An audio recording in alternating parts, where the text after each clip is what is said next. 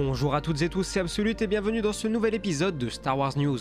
Au menu aujourd'hui, des infos concernant le film de Kevin Feige, le début du marketing concernant la série Obi-Wan Kenobi, une déclaration de Bryce Dallas Howard, des rumeurs à propos de Fallen Order 2, et enfin j'ai quelques infos à vous donner concernant la Star Wars Célébration et les lives que je ferai pour couvrir l'événement.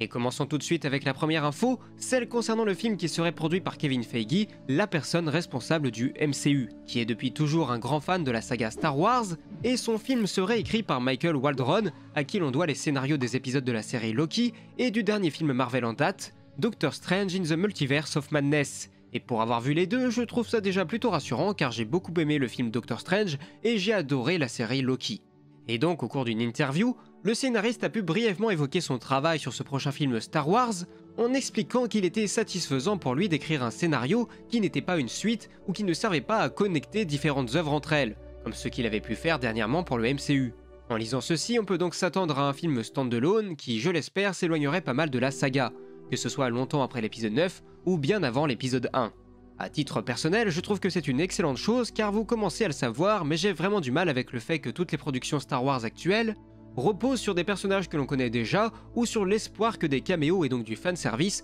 redonnent de l'intérêt à une œuvre. Personnellement, j'aimerais que les œuvres qu'on me présente soient bonnes pour leur qualité d'écriture, leur histoire et leurs acteurs, plutôt que pour du fanservice parfois un peu grossier.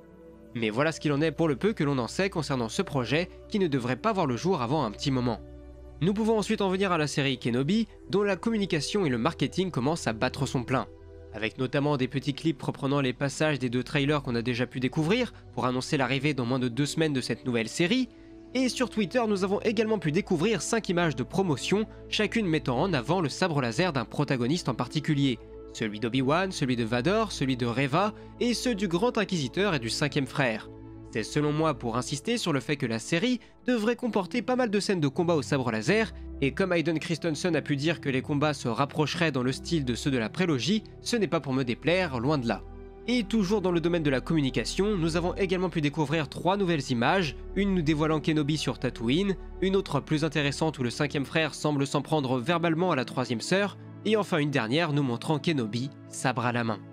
Nous avons également eu droit à une déclaration d'Ewan McGregor qui a été mal interprétée et extrêmement relayée sur les réseaux sociaux, car il aurait apparemment dit que la série Kenobi allait avoir un lien avec un prochain jeu vidéo. Les gens y ont tout de suite vu une allusion à la suite de Fallen Order, alors qu'en réalité l'acteur voulait simplement insister sur le fait que la série devait obéir aux règles du canon établi et qu'elle ne pouvait pas faire cavalier seul, et que chaque œuvre créée autour de Star Wars se doit d'être un maximum cohérente avec toutes les autres œuvres de l'univers, y compris les jeux vidéo. Et enfin, la dernière info concernant Kenobi, c'est celle concernant la célèbre cérémonie des Emmy Awards,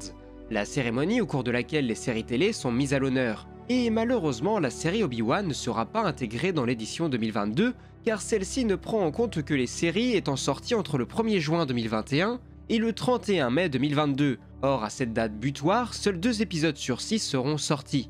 Par conséquent, si récompense il doit y avoir pour cette nouvelle série Disney+, elle sera récompensée lors de la prochaine édition.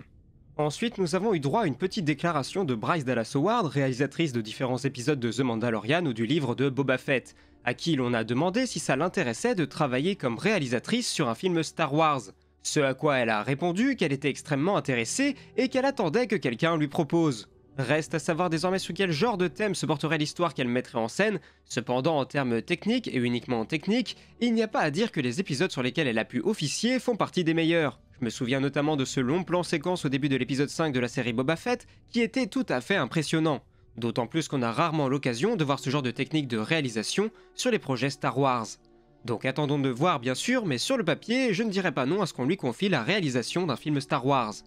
Et nous pouvons maintenant venir aux dernières rumeurs concernant la suite du jeu vidéo Jedi Fallen Order, qui apparemment ne devrait pas s'appeler Fallen Order 2, mais Jedi Survivor. À l'heure actuelle, nous n'avons aucune info sur l'histoire, et même si celle-ci devrait logiquement être la suite des aventures de Cal Kestis, il m'est venu à l'esprit qu'Electronic Arts pourrait souhaiter une sorte de licence qui serait simplement appelée Jedi avec un autre mot à choisir ensuite. Et que pour le coup, ce deuxième opus pourrait pourquoi pas mettre en scène un autre protagoniste. Alors en soi, je trouve que l'idée peut être intéressante, à la seule condition que ce ne soit pas encore l'histoire d'un Jedi survivant pendant la purge, parce que là, ça commencerait vraiment à faire beaucoup. Je ne sais pas ce que vous pensez de cette idée, n'hésitez pas à me partager votre opinion dans les commentaires. Et enfin, ce jeu, dont nous devrions avoir des nouvelles lors de la Star Wars Célébration, devrait sortir au cours du premier trimestre 2023, entre le 1er janvier et le 1er avril si l'on se fie à un récent rapport d'Electronic Arts.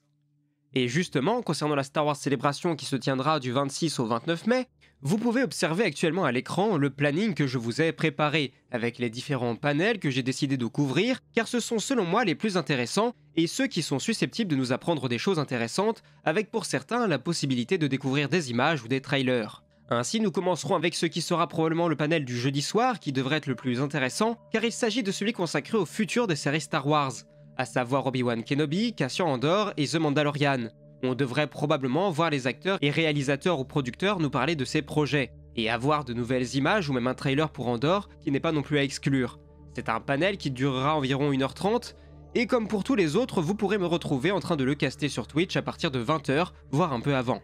Cependant, on se retrouvera à 2 reprises le samedi soir, une première fois à 20h pour suivre le panel consacré à The Mandalorian en compagnie de Jon Favreau et de Dave Filoni, puis nous nous retrouverons un peu plus tard à 23h30 pour suivre le panel consacré à Tale of the Jedi. Un court-métrage animé qualifié d'anthologie, difficile d'en dire plus pour le moment, mais Dave Filoni devrait être de la partie là encore. Et concernant la journée de dimanche, on se retrouvera une première fois à 20h pour suivre un panel consacré à la saison 2 de The Bad Batch, où on peut là encore imaginer avoir un trailer ainsi qu'une date de sortie. Et nous nous retrouverons un peu plus tard aux alentours de minuit 30 pour suivre la cérémonie de clôture. Je ne sais pas ce qui est prévu, mais j'ose espérer que si de nouvelles grandes choses doivent être annoncées, il y a des chances que cela arrive à ce moment-là. Donc voilà ce qu'il en est pour le planning des lives, j'espère que vous serez nombreux à être présents à mes côtés pour suivre ces différents panels. Ça se déroulera sur ma chaîne Twitch du 26 au 29 mai. Et voilà ce qu'il en est pour ce nouvel épisode de Star Wars News, j'espère que cette émission continue de vous satisfaire, et encore une fois, si vous avez des amis doués d'un talent bien particulier, ou que vous avez vous-même un talent à partager, n'hésitez pas à me le signaler sur mes différents réseaux sociaux. Sur ce, si cette vidéo vous a plu, je vous invite dès à présent à la liker et à la partager autour de vous, et si vous voulez être sûr de ne rien manquer concernant l'actu Star Wars, vous savez qu'il ne vous reste plus qu'à vous abonner à la chaîne. Et sur ce, moi il ne me reste plus qu'à vous dire à la prochaine, c'était Absolute, et que la force soit avec vous, ciao.